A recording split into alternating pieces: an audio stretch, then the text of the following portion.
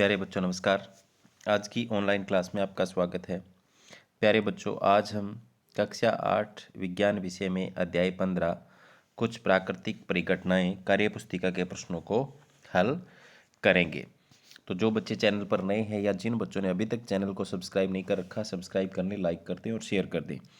शुरू करते हैं आज की क्लास। तो गतिविधि नंबर 1, कागज़ के छोटे छोटे टुकड़े फाड़कर मेज पर बिखेर दो। एक प्लास्टिक का स्केल अपने बालों से रगड़ो। अब इसे कागज़ के टुकड़ों के नज़दीक लाओ। तो देखो, ये जो गुड़िया है इसने एक कंघे को सर में रगड़ा है और फिर कागज़ के छोटे छोटे टुकड़ों को उसकी तरफ लेकर के आई है। देखो क्या होता है। कागज़ को स्केल को कागज़ के टुकड़ों के पास लाने पर क्या हुआ। पहला है इसका, तो कागज़ के टुकड़े स्केल से चिपक जाते हैं। क्या तुम इसका कारण बता सकते हो। तो प्यारे बच्चों, ऐसा क्यों होता है, जब स्केल को सूखे बालों में रगड़ा जाता है तो कुछ विद्युत आवेश अर्जित कर लेता है। और प्यारे बच्चों, एक आवेशित वस्तु जो है वो अनावेशित या आवेशित वस्तु दूसरी को आकर्षित करती है। ठीक है, तो उस पर आवेश आ जाता है। निम्नलिखित चीज़ों के साथ यह गतिविधि दोहराओ, यानी इनको भी आपको सर के साथ रगड़ कर देखना है। पेंसिल, रबड़, गत्ते की कॉपी, चम्मच। तो प्यारे बच्चों, यहाँ आप रगड़ कर देख सकते हो। तो इनके आगे लिखना है, जो कागज़ के टुकड़ों को आकर्षित करेगा आवेशित होगा। सर में रगड़ के देखोगे तो, और जो नहीं करेगा वो अनावेशित होगा। तो आप इनका अपने हिसाब से चेक कर सकते हैं और फिर यहाँ भर सकते हैं। जैसे मैंने देखा है, पेंसिल, रबड़, चम्मच, स्ट्रा, फलाने सिलक, कपड़ा, ये कागज़ के टुकड़ों को आकर्षित करते हैं। तो यहाँ लिख लेंगे और जो नहीं करते इधर लिख लेंगे। आगे देखो प्यारे बच्चों, निम्नलिखित चित्रों में किन किन में आवेशित वस्तुएं एक दूसरे को आकर्षित करती हैं और किन में आकर्षित प्रतिकर्षित करेगी। तो प्यारे बच्चों, आपको पता है, यहाँ पर आप देख सकते हो। यहाँ पहले चित्र में आप देखो, इस चित्र में आपको नजर आ रहा होगा दोनों विपरीत आवेश हैं। तो विपरीत आवेश एक दूसरे को क्या करेंगे, आकर्षित करेंगे। और दूसरे चित्र में आप देख सकते हो दोनों समान आवेश हैं तो समान आवेश प्रतिकर्षित करेंगे। तीसरे में आप देख सकते हो विपरीत आवेश हैं तो आकर्षित करेंगे। चौथे में समान आवेश हैं तो क्या करेंगे, प्रतिकर्षित करेंगे। तो कै और गै में विपरीत आवेश हैं तो आकर्षित होगा। ख और घ में सजातीय आवेश हैं तो प्रतिकर्षण होगा। तो हमने इसको भर दिया है। आगे है, बादलों में कोई इलेक्ट्रिक प्लग तो नहीं है, फिर भी यहाँ वहाँ बिजली चमकती है, क्यों। प्यारे बच्चों, क्या होता है कि बादलों में रगड़ द्वारा आवेशन के कारण आवेशों के संपर्क में आने की वजह से ऐसा होता है।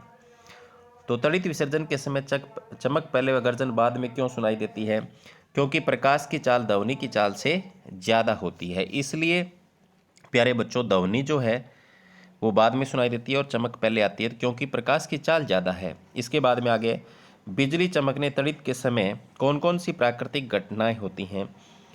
बिजली चमकने तड़ित के समय कौन कौन सी प्राकृतिक परिघटना होती है। जब बादलों में बने धन आवेश व ऋण आवेश मिलते हैं तो प्रकाश की चमकीली धारिता ध्वनि पैदा होती है। प्यारे बच्चों, जब बिजली चमकती है तो हमें टीवी का स्विच बंद करने के लिए क्यों कहा जाता है, क्योंकि इससे बिजली गिरने से उनको कोई नुकसान न हो, तो इसलिए कहा जाता है कि स्विच बंद कर दें।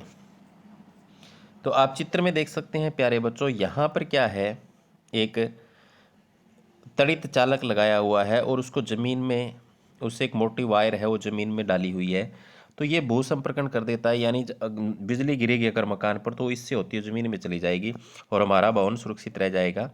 तो यहाँ एक तड़ित चालक लगा है, ये इसको क्या बोलते हैं, तड़ित चालक, जो कि इस तरीके का होता है कुछ। ठीक है, ऐसे त्रिशूल के आकार का। आगे चलते हैं, बड़ी इमारतों को तड़ित आघात से बचाने के लिए क्या किया जाता है, तो तड़ित चालक लगाकर भू संपर्कन कराकर। आगे गतिविधि 2, नीचे कुछ क्रियाएं दी गई हैं, उनमें से अचानक बिजली चमकने पर तुम कौन कौन से कार्य करोगे। सही क्रियाओं के आगे बने बादल में रंग भरो या राइट का निशान, सही का निशान लगाओ। तो प्यारे बच्चों, हम यहाँ एक मिनट, यहाँ देखो, तुम दोस्त को फ़ोन लगाओगे, बिल्कुल नहीं लगाएंगे। अगर बिजली चमक रही हो तो हम नहीं लगाएंगे, गलत है। जल्दी से किसी घर या छत के नीचे जाओगे, बिल्कुल सही है। धातु की चीज़ों से दूर हट जाओगे, ये भी सही है। एक ऊंची पहाड़ी पर जाकर बैठोगे, ये गलत है। किसी बड़े पेड़ के नीचे शरण लोगे, ये गलत है। तैरने के लिए जाओगे, ये भी गलत है। भूकंप के लिए समाज में कौन कौन सी कहानियाँ बताई जाती है, उनके बारे में घर या आसपास के बुजुर्गों से पता करके लिखें।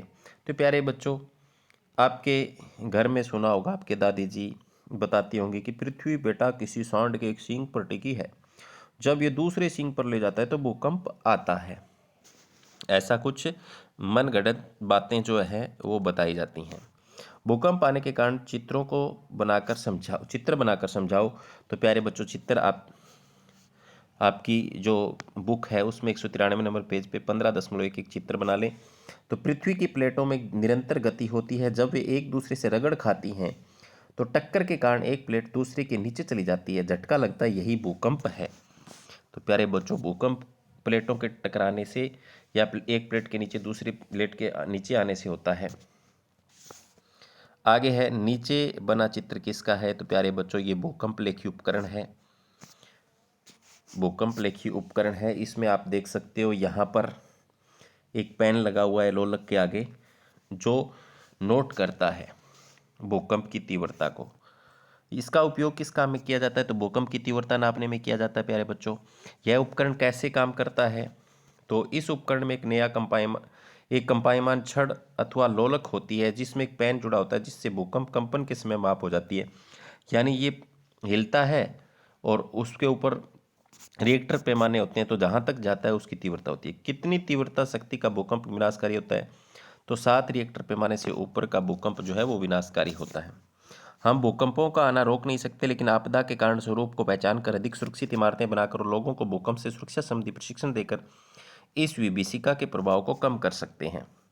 तो भूकंप के झटने लगने की स्थिति में अपने बचाव के लिए तुम क्या क्या उपाय करोगे। यदि तुम घर में हो, मेज के नीचे छिपे, ऊंची व भारी वस्तुओं से दूर सिर को तकिए से ढक लें। भूकंप के समय हमें इन बातों का ध्यान रखना है। आगे, घर से बाहर अगर हो तो आप क्या करोगे। तो भवनों, इमारतों था ऊपर जाती विद्युत लाइनों से खुले स्थान को खोजें, क्योंकि अगर भूकंप आएगा तो ये ऊपर गिर सकती हैं, करंट लग सकता है। धरती पर लेट जाएं। किसी कार व बस में हो तो बाहर न निकलें। यदि तुम एक वास्तुकार आर्किटेक्ट हो तो भूकंप सुरक्षित मकान बनाने के लिए क्या सुझाव दोगे। तो प्यारे बच्चों, जहाँ भूकंप आने की संभावना ज़्यादा होती है वहाँ भारी पदार्थों की अपेक्षा इमारती लकड़ी के मकान बनाने चाहिए, ताकि नुकसान न हो। निम्न कथनों को पढ़कर सही व गलत के निशान लगाओ व गलत कथनों को सही करके लिखो। तो पहला देखो प्यारे बच्चों, कोई वस्तु जब पृथ्वी के संपर्क में लाई जाती है तो भू संपर्क के कारण इसका आवेश बढ़ जाता है। बिल्कुल नहीं बढ़ता, पृथ्वी के संपर्क में लाने पर घटता है। तो यहाँ गलत है, इसको हमने क्या है सही करके लिखा, तो कम आएगा बढ़ने की जगह।